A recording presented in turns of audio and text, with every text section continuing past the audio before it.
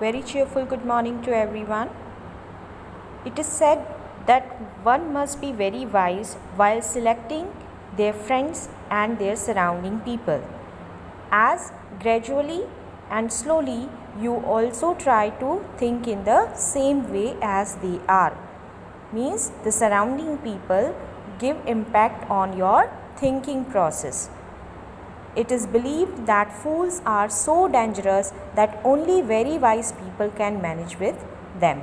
So our today's topic, that is from the movement in the Kingdom of Fools, class 9, written by A.K. Ramanujan. Movement of Fools, actually written in Kannada language, it's a folk tale from A.K. Ramanujan. A.K. Ramanujan has edited and translated many of the folk tales from India in his collection, a selection of oral tales from 22 languages. There was a kingdom of fools where both the king and his minister were idiots. In an attempt to be different from others, they foolishly took the decision to change night with day and vice versa. Hence, the people in this kingdom would do all their work, like tilling the fields or running their businesses at night, and all would sleep when the sun rose up. Those who disobeyed were threatened with death punishment. So everyone followed this foolish practice. The king and the ministers were delighted at the success of their project. One day, a guru and his disciple arrived in the city. It was a beautiful city. It was broad daylight, but there was no one on the street. Everyone was asleep, even not a single mouse stirring here and there. Even the cattle had been taught to sleep by day. These two strangers were astonished to see this. They saw around them and wandered around town till evening, when suddenly the whole town woke up and went about its nightly businesses. These two men were hungry, so they went to some shops for buying some groceries. Again, they were amazed and astonished when they found that everything cost the same, that is, a single dudu. Dudu is here a kind of currency. In ancient time, it was the currency in Asian countries. Whether they bought a measure of rice or a bunch of bananas or ghee, it cost a single dudu. They were so happy and delighted that they can, whatever they want, they can buy, or they could buy all the food only for a single rupee. When they had cooked and eaten, the guru realized that this was a kingdom of fools and it wouldn't be a good idea for them to stay there. He said, "This is no place for us, and let's go to his disciple." But the disciple didn't want to leave the place because everything was cheap here, and what all he wanted, he just wanted good cheap food. However, the guru, being a wise man, decided to leave the place and told his disciple that the behavior of fools cannot be predicted and it was not safe to stay there for long. But the disciple decided to stay back and the guru alone left the city. One bright day, a thief broke into a rich merchant's house by making a hole in the wall. However, when he was leaving after the loot, the wall of the old house fell on his head and killed him instantly. The thief's brother complained to the king that the merchant was to be blamed for his death and should hence be punished.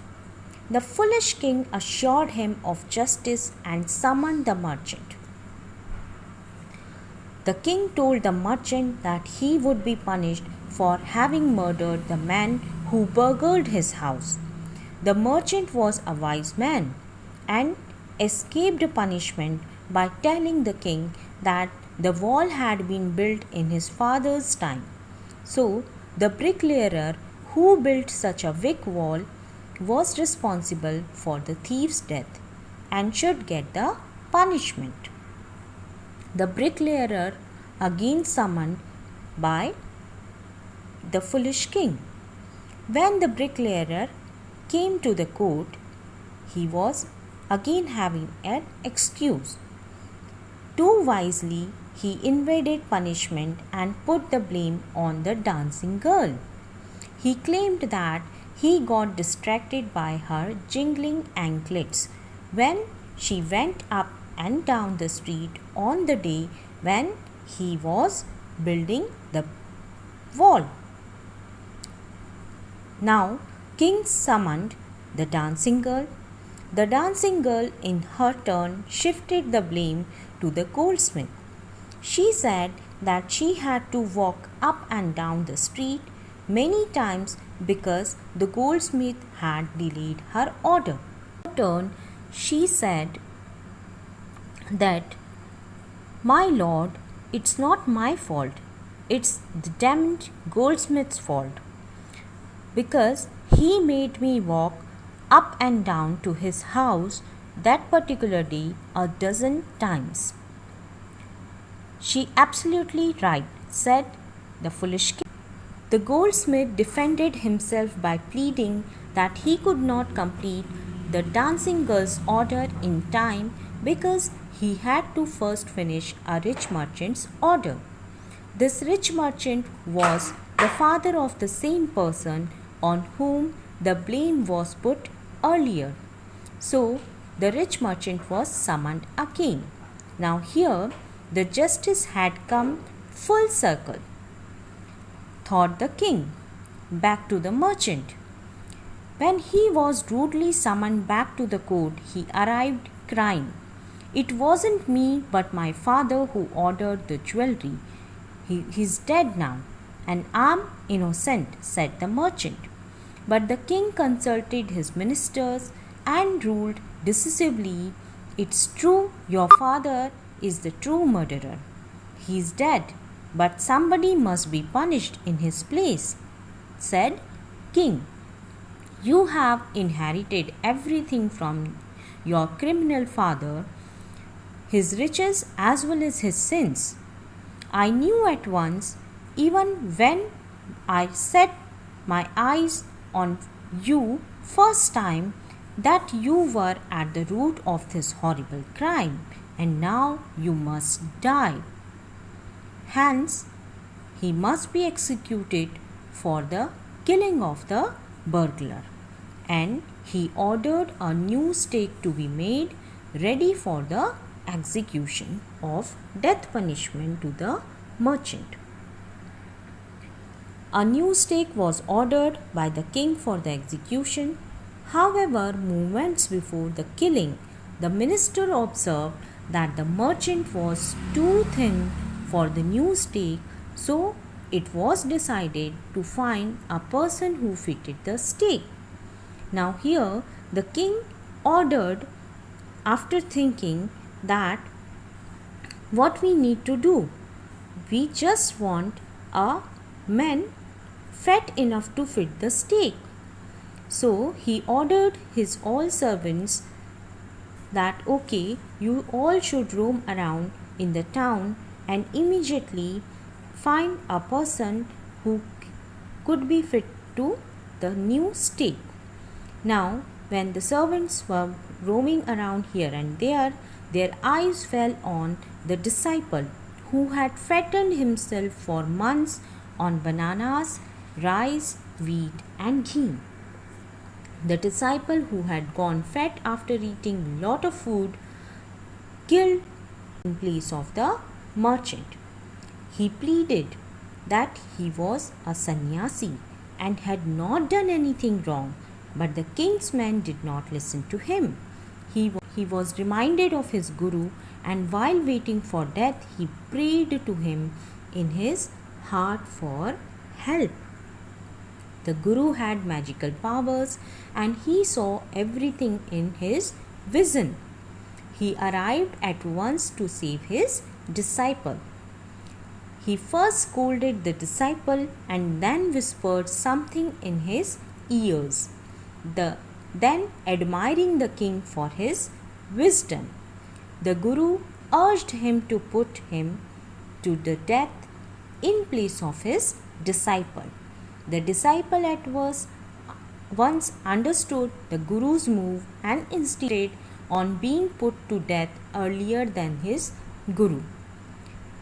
So, what happens here? Disciple and Guru both were pleading to the king that first I will go on the stake. After observing this kind of behavior, the king was puzzled. He asked the Guru to explain the reason behind the desire to get executed first. The Guru asked the king to promise him that if he told him the reason, he would put him, means to Guru, to death earlier than the disciple. The king assured him, and the Guru, talking to the king aside, and told that the stake was the stake of God of justice. It was new and no criminal had ever been put on it. Hence, whoever dies first will be reborn as the king, and the next person will be reborn as the minister of this kingdom again.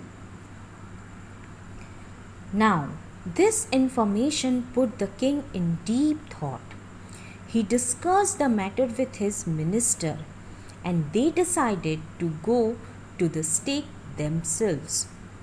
The minister told the executioners that the criminals to be punished would be sent at night. They should be killed one after the other without any mistake. At night, the king and his minister secretly went to the prison and set free the Guru and his disciple. Then they disguised themselves as the two criminals and were executed as per their revised orders. When their bodies were taken down to be thrown to the crows and vultures, people got panicked. The city got confused because now their king and ministers were died. Their bodies were lying in front of them. So people were confused. They mourned all night and finally went to the Guru and begged him and his disciple to be their king and minister. The disciple agreed easily, but the Guru agreed on the condition that they would be allowed to change the old laws. Then he said, now onwards, night and day begin to be used in their normal way, and the price of all the things will no longer remain only 1 duru each, means he has removed all the old laws and now the kingdom will run like the other kingdoms. Now, moral of the story or the message is that this is the story told to us like a folk tale, and it gives us two important messages. The first message is that one should stay away from foolish people, else one is bound to suffer. Trusting fools is a grave mistake that can put anyone's life on stake. Fools don't know what to do. They don't know how to find a feasible solution to a specific problem. The second message is that in order to tackle foolish people, one should employ wisdom and not logic. The Guru does not argue or reason the innocence of his disciple. Using his wisdom and presence of mind, he was able to convince the king that new steak is lucky for the one who dies first. By doing this, he not only succeeded in saving his disciple but also rids the kingdom from the foolish king and his foolish minister. Besides all this, the Guru became the king and disciple became the minister of the kingdom. I hope you understand. Thank you so much.